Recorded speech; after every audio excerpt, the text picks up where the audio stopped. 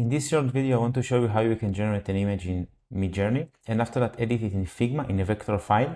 That it will be much more easier because you can change the colors, you can fix a little bit the shapes of the vector, and let's see how to do it. It's very simple. Basically, you enter to this the Midjourney. I generated here 4 icon images of camera.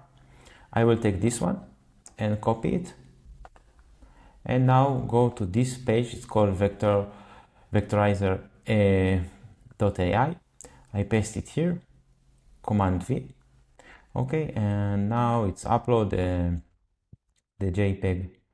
Here you can see the results, and now what I will do, I will download it in a vector file. I click here. There is many different things that you can do. You can select the file format, the SVG version, and other parameters. I download it automatically.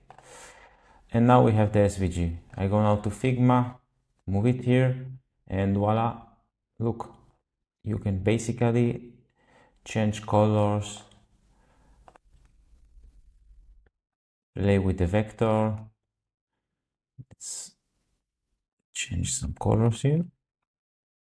For example, let's do that one, another color.